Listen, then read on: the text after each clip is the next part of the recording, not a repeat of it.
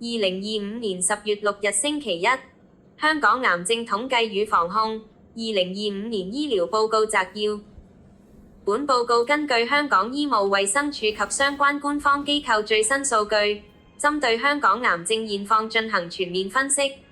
報告顯示，癌症持續為香港的頭號健康殺手。2022年共新增35,373宗病例，平均每日有97人確診。肺癌、大腸癌、肝癌、乳癌及前列腺癌為本港最常見的癌症類型，其發病率與本地生活習慣及環境因素密切相關。本報告將詳細介紹各類癌症的分佈情況、風險因素，並提出相應的防控建議。一、香港癌症概況。1.1 發病率與死亡率。根據香港癌症資料統計中心數據，2022年本港共錄得35,373宗新增癌症個案，較2021年減少3,089宗，下跌8.0%，平均每日有97人確診癌症。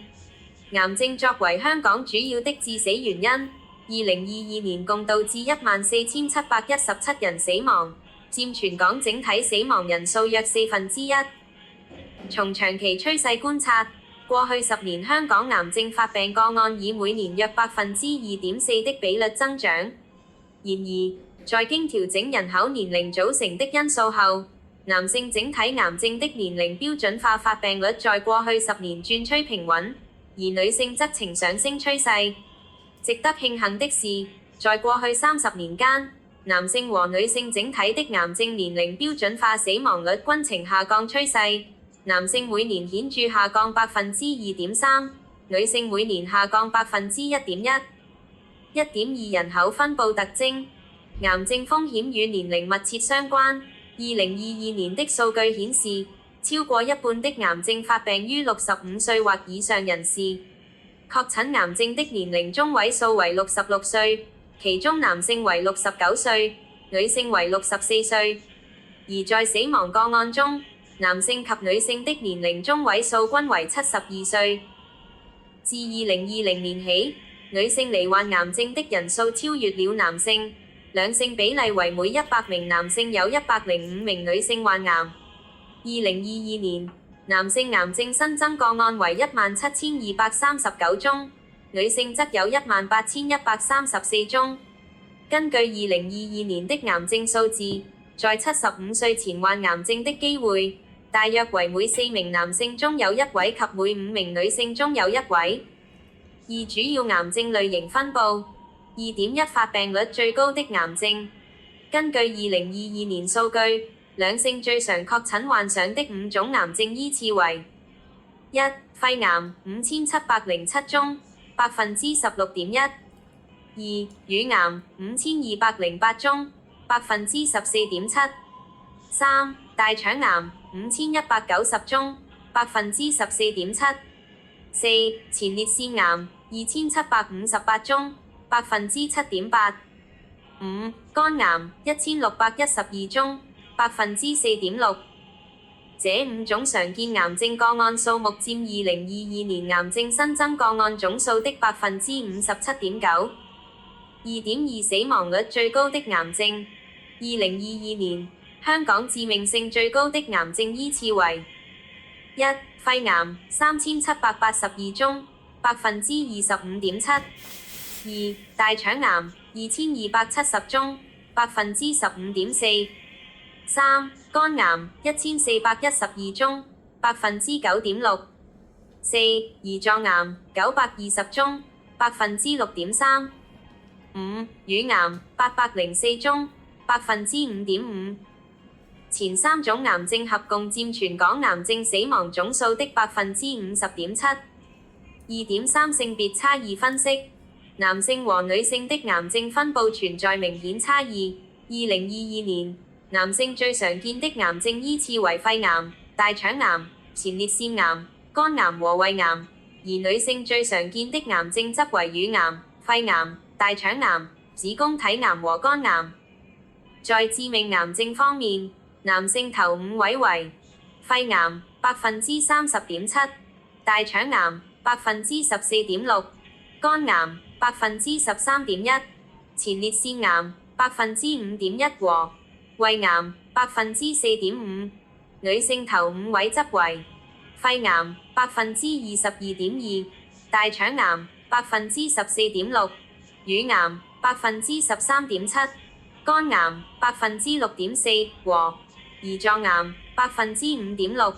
三生活背景與癌症風險的關聯。3.1 肺癌與吸煙及空氣污染。吸煙是導致肺癌的主要因素，約90%的肺癌個案與吸煙有關。吸煙者患肺癌的風險比非吸煙者高出20倍。除了直接吸煙外，長期吸入二手煙也會使患肺癌的機會增加2倍多。香港作為高密度城市，空氣質量問題也是肺癌風險因素之一。此外，廚房油煙是一個被忽視的危險因素，每年暴露於廚房油煙環境超過144次，會使肺癌風險增加1.78倍。工作環境中的有害物質，如接觸石棉、鎳角、柴油廢氣等，亦會顯著提高患肺癌風險。3.2 大腸癌與飲食習慣。大腸癌的發病率與香港的飲食習慣密切相關。隨着香港飲食日益西化，攝入過多紅肉、加工肉類及高脂肪食物，同時膳食纖維攝取不足，成為大腸癌的主要風險因素。肥胖和運動不足也進一步增加患病風險。自2016年政府推行大腸癌篩查計劃以來，成功透過及早發現息肉進行治療，預防大腸癌發病，這可能是大腸癌發病率和死亡率得以控制的重要原因。3.3 乳癌與生活模式。乳癌是香港女性最常見的癌症，其發病率與現代生活模式有關。風險因素包括缺乏運動、高動物脂肪飲食、飲酒、服用避孕藥或其他荷爾蒙治療藥物等。家族病史和年齡增長也是重要風險因素。3.4 肝癌與乙型肝炎。乙型肝炎是肝癌的主要風險因素之一。香港作為乙型肝炎中度流行地區，帶菌者眾多，加上飲酒文化普及，導致肝癌發病率持續高企。近80%的原發性肝癌由肝硬化演變而成，部分肝硬化患者會在20年後演化成肝癌。4防控措施與政策建議。4.1 政府防控策略。政府已制定邁向2025香港非傳染病防控策略及行動計劃，重點關注4大非傳染病，包括癌症，以及4種共通的行為風險因素：不健康飲食、缺乏體能活動、吸煙和酒精傷害。在2025年施政報告中，政府宣布全方位加強癌症篩查，包括委託本地大學開展以 AI 協助肺癌篩查，以及加強子宮頸癌篩查服務。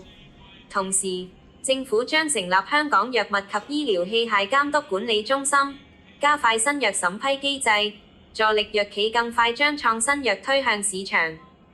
4.2 篩查與早期檢測。定期篩查對早期發現癌症至關重要。以乳癌為例，第一期的5年相對存活率可高達 99.3%。以下為建議的篩查頻率。肺癌，高風險人士，如長期吸煙者，建議每2到3年進行低劑量電腦斷層掃描 （LDCT）。大腸癌，50至75歲人士應每1至2年接受大便隱血測試，或每5到10年接受大腸鏡檢查。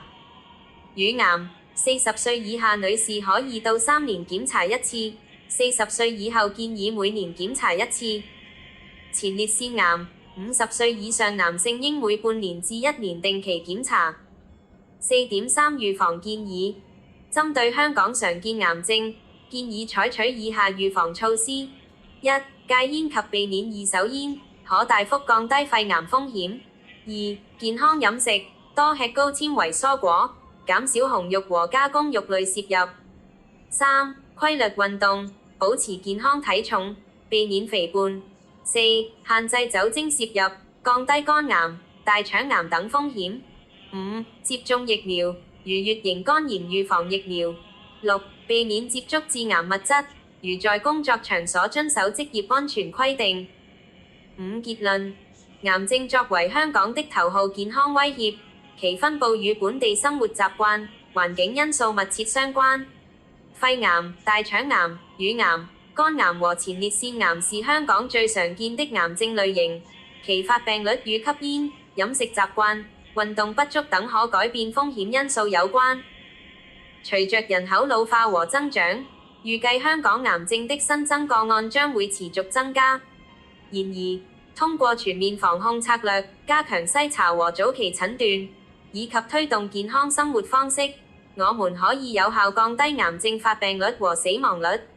政府、醫療機構和市民必須共同努力，才能有效應對癌症帶來的挑戰。及早發現和預防是對抗癌症的關鍵，市民應提高對癌症症狀的認識，定期進行相關檢查，並採取健康生活方式，以減低患癌風險。